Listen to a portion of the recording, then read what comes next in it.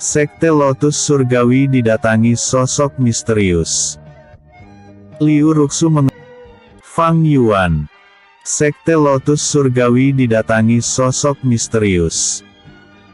Liu Ruxu mengerutkan keningnya saat merasakan kehadiran yang seharusnya tidak pernah muncul lagi di hadapannya, dan ia langsung menghela nafas panjang sembari keluar dari meditasi tertutupnya.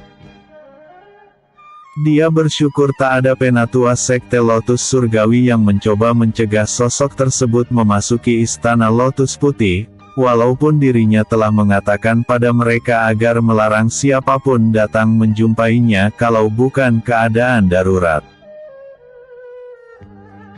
Bila mereka mencoba menghentikan sosok ini, maka mereka dipastikan akan menuju dunia bawah dan Sekte Lotus Surgawi juga akan dihancurkan. Mengingat kedatangan sosok ini juga dikawal 1000 Rana Absolute God yang bahkan beberapa di antara mereka adalah kaisar, patriark dan penatua berbagai kekaisaran dan klan besar dari seluruh penjuru dunia. Liu Ruxu memasang senyuman menggoda menatap sosok tua yang sedang duduk di kursi tempat Liu Ruxu biasanya menyeduh teh sembari menatap pemandangan telaga yang mengelilingi Istana Lotus Surgawi.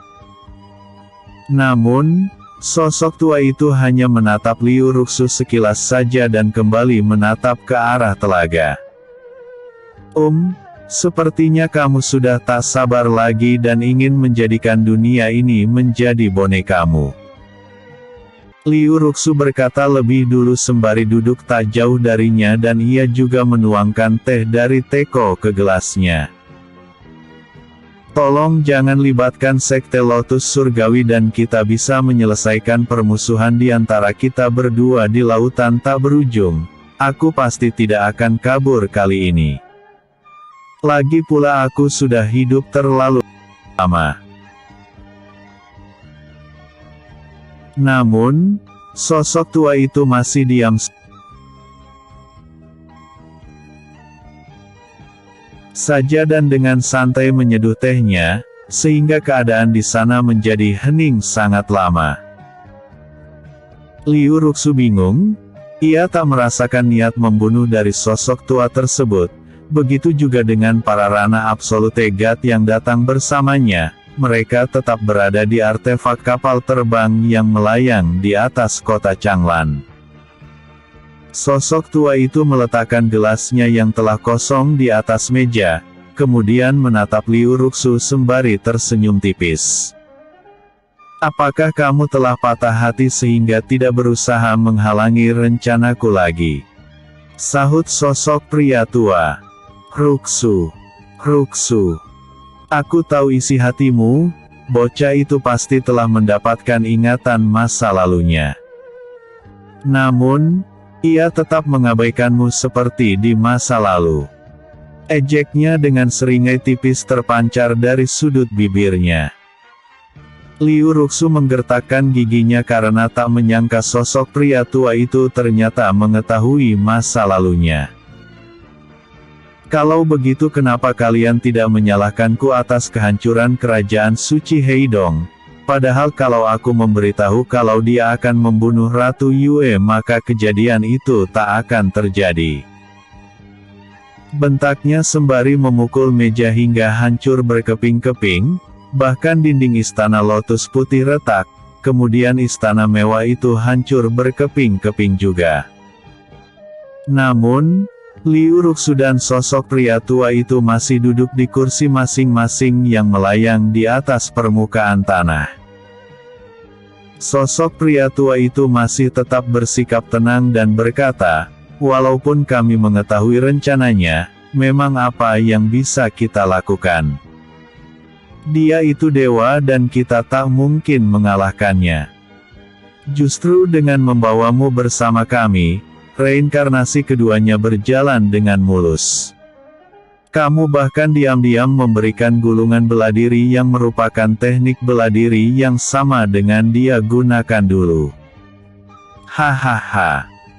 Aku tak menyangka kamu diam-diam memiliki teknik bela diri sehebat itu, tetapi tidak membaginya dengan para seniormu yang mengajarimu berbagai teknik bela diri. Teknik hukum ruang contohnya yang diberikan oleh Heluodong atau teknik segel dariku. Episode sebelumnya. Keputusan Zhang Yu Wangguan. Episode berikutnya. Sekte Lotus Surgawi didatangi sosok misterius 2. Sekte Lotus Surgawi didatangi sosok misterius 2. Ekspresi wajah Liu Ruxu makin masam, senyuman manis di wajahnya telah menghilang dan tak menyangka sosok pria tua ini sebenarnya mengetahui rahasianya cukup dalam. Namun, ia justru memilih diam saja dan mengikuti alur rencana yang disusunnya selama ini. Liu Ruxu menyangka leluhur klan Xiao terjebak dalam skema permainannya, akan tetapi yang terjadi malah sebaliknya. Kenapa kamu bertindak seolah-olah panik waktu itu? Selidik Liu Ruxu penasaran. Hahaha. Aku telah hidup jauh sebelum kamu lahir, tentu aku tahu kamu telah menanam tanda jiwa di klan Xiaoku, bahkan putraku pun kamu tandai juga, sahut leluhur klan Xiao, makanya selama ini ia tak banyak melakukan pergerakan dan menyerahkan tanggung jawab atas klan Xiao pada putranya, bahkan saat cucunya dibunuh oleh Fang Yuan. Ia hanya mengadakan pertemuan saja dan putranya yang memutuskan tindakan apa yang diambil oleh klan Xiao. Liu Ruxu tersenyum masam dan memenangkan dirinya. Dia tahu dirinya tak akan mampu mengalahkan leluhur klan Xiao yang terkenal sebagai tangan kanan ratu di masa kerajaan suci Heidong selain Penatua yang paling berpengaruh tentunya. Terus kenapa kamu kemari? Hanya untuk mengatakan itu saja. Selidik Liu Ruxu penasaran. Aku tak bisa memasuki hutan berkabut walaupun Xiao Yue pernah membawaku ke sana. Katanya lagi curiga tujuannya adalah ke sana. Leluhur klan Xiao menggelengkan kepala dan berkata, kami saja tak bisa menghancurkan perisai itu. Bagaimana mungkin kamu juga bisa masuk dengan hukum ruang belaka? Liu Ruxu merasa leluhur klan Xiao meremehkan kekuatannya, padahal tak ada yang menguasai teknik hukum ruang di klan Xiao, mereka hanya mengandalkan teknik segel saja untuk mencoba merusak perisai hutan berkabut. Perisai itu dibuat oleh salah satu dewa agar warisan klan Xiao tidak hancur saat pertarungan yang menghancurkan negeri kita itu.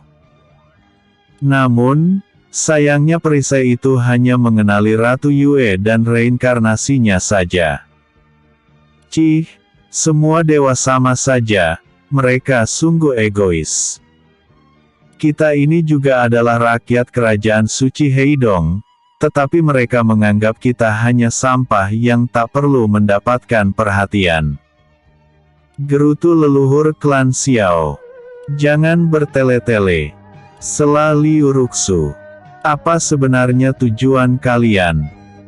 Mengapa kamu membawa semua ranah absolute God kalau bukan untuk menundukkan benua tengah ini? Dia berspekulasi.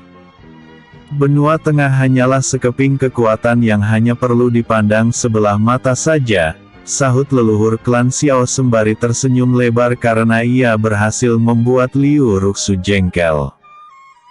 Aku hanya memanggil para penatua yang loyal pada klan Xiaoku dari kelima sekte serta dari paviliun Sangren. Oh, ya. Keamanan dunia ini akan kami titipkan pada kalian, terutama murid-murid dari klan Xiaoku. Jangan ada yang terbunuh lagi.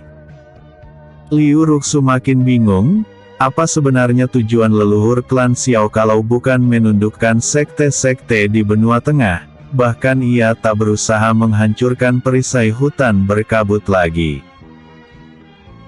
Patriark klan Xiao tiba-tiba datang bersama sosok siluman terkuat di benua tengah, sehingga Liu Ruxu mengerutkan keningnya, karena siluman Heilong atau siluman naga hitam tidak melakukan perlawanan saat dijemput oleh Patriark klan Xiao.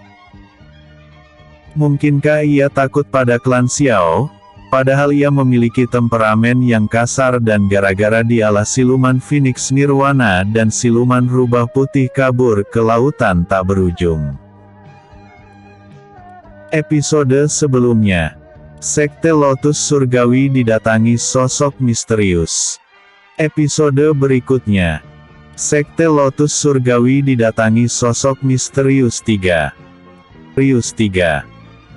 Siluman Heilong menangkupkan tinju untuk menunjukkan rasa hormat pada leluhur klan Xiao dan berkata, "Senior Xiao, apakah benar siluman naga di benua siluman akan menerimaku sebagai bagian dari mereka?" Dia masih ragu-ragu menerima usulan yang ditawarkan oleh klan Xiao padanya, karena bisa saja saat tiba di sana, ia malah dijadikan sebagai budak oleh siluman di benua siluman. Namun, semua siluman selalu bermimpi ingin tinggal di sana daripada di benua tengah yang kecil ini dan selalu dibayang-bayangi oleh serangan kultivator manusia yang menginginkan inti siluman mereka. Klan Xiao selalu memegang janji dan tak pernah berkhianat. Sahut leluhur klan Xiao sembari melirik Liu Ruxu yang langsung tersenyum masam karena tahu yang dimaksud oleh leluhur klan Xiao adalah dirinya. Leluhur klan Xiao membawa siluman naga hitam karena saat masuk ke pusaran lautan tak berujung nanti, maka mereka akan muncul di lautan milik klan siluman naga surgawi. Sehingga mereka tak perlu repot-repot menjelajahi benua siluman yang sangat luas itu dan tentunya menghindari bentrokan dengan klan siluman lainnya. Aku mengerti, ternyata kamu ingin menangkap Xiao Yue dan Fang Yuan di sana dan berkumpul di sini agar aku membawa kalian ke lautan tak berujung untuk menghemat waktu. Tebak Liu Ruxu. Namun, jangan harap aku akan menuruti keinginanmu, ancamnya. Patriark klan Xiao atau putra pertama klan Xiao langsung menjentikkan jarinya, sehingga segel heksagram muncul di atas Sekte Lotus Surgawi. Liu Ruxu menggertakkan giginya, ternyata klan Xiao menjadikannya murid-muridnya sebagai sandera agar dirinya mau membantu mereka. Tak perlu menggertak junior Ruxu, hehehe. Ia adalah junior yang sangat baik dan pasti mau membantu kita, kata leluhur klan Xiao pada putra pertamanya yang langsung menghilangkan segel heksagramnya. Bagaimana senior Xiao bisa berhubungan dengan benua siluman? Bukankah hanya melalui pusaran lautan tak berujung saja pintu masuk ke sana? Siluman Heilong penasaran. Leluhur klan Xiao kemudian menceritakan alasan kenapa ia bisa berhubungan dengan klan siluman naga surgawi, sehingga Liu Ruxu terkejut mendengarnya, dan khawatir nasib Fang Yuan dan Xiao Yue di sana. Dia juga menyesal memberitahu Fang Yuan kalau di balik pusaran lautan tak berujung adalah benua siluman, sehingga mereka pergi ke sana. Padahal bila keduanya bertahan di hutan berkabut maka klan Xiao tak akan mampu menangkap keduanya. Liu Ruxu menghela nafas panjang dan menuruti keinginan leluhur klan Xiao untuk menteleportasi mereka ke pusaran lautan tak berujung. Ini semua demi keselamatan murid-muridnya. Apakah kalian mengetahui keberadaan siluman Phoenix Nirwana dan siluman rubah putih yang baru-baru ini muncul dari balik pusaran lautan tak berujung? Patriark klan naga surgawi bertanya pada salah satu penatua, karena jimat khusus yang sudah ratusan ribu tahun tak menyala, tiba-tiba saja menyala dan kenalan lamanya tiba-tiba meminta bantuan padanya. Awalnya ia enggan menuruti permintaan kenalan lamanya itu, tetapi setelah mengetahui kalau manusia yang mereka kejar adalah sosok yang membuat benua Heidong hancur, ia langsung tertarik mengikuti permainan ini. Lagi pula ia sudah bosan merasakan dunia yang damai selama ratusan ribu tahun, dan tak ada klan siluman yang berani menantang klannya. Hari-hari dilaluinya hanya bermeditasi agar bisa melangkah ke surga, tetapi ia masih terbelenggu dan tak pernah mendapatkan pencerahan. Episode sebelumnya, Sekte Lotus Surgawi didatangi sosok misterius 2. Episode berikutnya, Patriark Klan Naga Surgawi. Patriark Klan Naga Surgawi. Penatua Siluman Naga terkejut mendengar masih ada siluman Phoenix Nirwana yang masih hidup, padahal ratusan ribu tahun yang lalu klan Phoenix berperang dengan klan Naga Surgawi untuk menentukan siapa siluman yang terkuat, karena kedua klan siluman itu merupakan entitas terkuat siluman. Namun, naas, klan Phoenix dilenyapkan oleh klan Naga Surgawi, sehingga sejak saat itu tak ada lagi siluman yang isinya seluruhnya siluman wanita cantik tersebut di benua siluman. Kemungkinan mereka ada di faksi netral atau faksi bayangan, sahut penatua siluman naga tersebut. Aku akan ke faksi netral untuk menyelidikinya bila Patriark menginginkan mereka. Katanya lagi. Kamu harus membawa keduanya hidup-hidup dan bila pihak yang mendapatkan mereka tak mau memberikan kedua siluman itu padamu, maka hancurkan saja klan atau faksi mereka. Seru Patriark Klan Xiao tersenyum lebar dan tak sabar menunggu kedatangan kenalan lamanya tersebut. Penatua Siluman Naga itu segera meninggalkan kediaman klan Siluman Naga Surgawi dan menuju faksi netral, karena mereka yang biasanya menampung para siluman yang melarikan diri dari klan siluman lain, sehingga semua jenis siluman ada di faksi netral. Dia menggunakan arai teleportasi kuno yang langsung memindahkannya ke wilayah faksi netral secara acak dan kebetulan sekali ia justru mendarat di kota Siwang, ibu kota faksi netral. Kota ini jauh berkembang pesat, gumam Nanlong, penatua klan Naga Surgawi tersebut. Ya, wajar sih. Sudah ratusan ribu tahun klan Naga Surgawi menutup diri dari dunia luar. Nanlong yang berpawakan sangat tampan dengan rambut putih panjang tersebut langsung menarik perhatian siluman betina. Pesonanya membuat jantung mereka cenat-cenut dan bergairah. Namun, Nanlong hanya menebar senyuman pada gadis-gadis siluman itu yang membuat mereka mimisan serta ingin menculik Nanlong membawanya ke penginapan. Akan tetapi mereka tentu sadar diri, aura siluman Nanlong sangat kuat, seperti aura siluman pemimpin faksi netral. Walaupun faksi netral kini sekuat klan besar, tetapi ia melihat para siluman di sini sedang tegang seperti akan diserbu musuh kuat saja, sehingga Nanlong penasaran klan siluman mana yang telah mereka singgung. Tidak boleh memasuki kediaman faksi netral kecuali Anda memiliki plakat khusus. Tiba-tiba langkah Nanlong dihentikan oleh siluman Haixiang atau beruang laut, sehingga Nanlong mengerutkan keningnya, membuat siluman Haixiang ketakutan karena ia merasakan aura siluman Nanlong sangat kuat.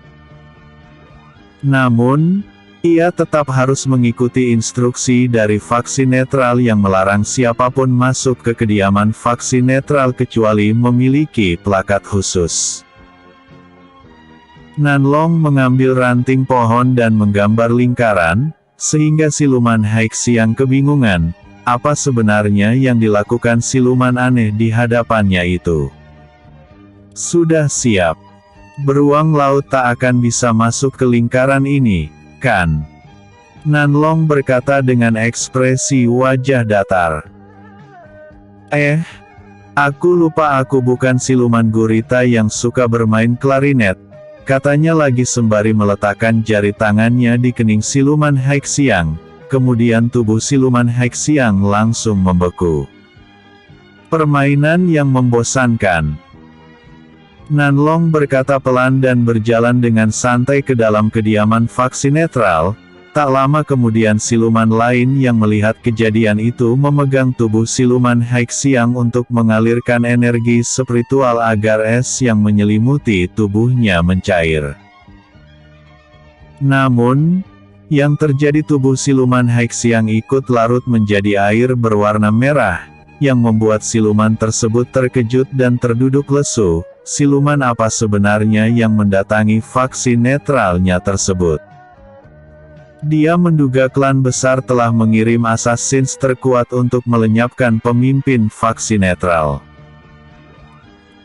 Episode sebelumnya, Sekte Lotus Surgawi didatangi sosok misterius 3. Episode berikutnya, Nanlong. Siapa? Para siluman faksi netral langsung mengepung Nanlong ketika ia tiba-tiba telah duduk di sebuah kursi kosong di dalam kediaman faksi netral.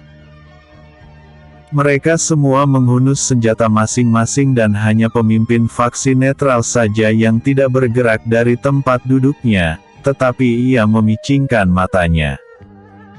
Kenapa senior dari klan Naga Surgawi mendatangi faksi netral kami? Apakah senior juga seperti klan siluman lain, menuduh kami yang menculik anggota klan mereka? Tanya pemimpin faksi netral, karena saat ini seluruh petinggi faksi netral sedang membahas strategi apa yang mereka buat untuk menghadapi para klan besar yang menangkapi setiap anggota faksi netral dimanapun berada. Nanlong langsung mengerti kenapa faksi netral terlihat panik dan ia menggelengkan kepala, kemudian mengambil gelas berisi teh dari siluman wanita yang merupakan salah satu petinggi faksi netral dan menyeduhnya. Siluman wanita yang duduk di sebelahnya langsung mengerutkan keningnya, tetapi tidak berani memarahi Nanlong, karena pemimpin faksi netral tampak menghormati siluman aneh tetapi tampan tersebut. Aku tak peduli dengan masalah kalian, di mana siluman Phoenix Nirwana dan rekannya siluman rubah putih.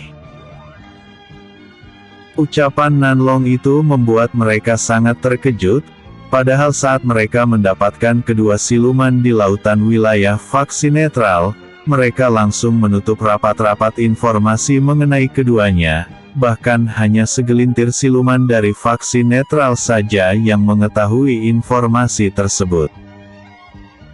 Dari ekspresi wajah mereka, Nanlong tahu kalau siluman yang dicarinya ada di sini, sehingga ia berkata, serahkan keduanya dan lanjutkan urusan kalian. Dan sebagai kompensasinya aku akan memberitahu kalau benua siluman akan berdarah-darah lagi hehehe. Lancang sekali.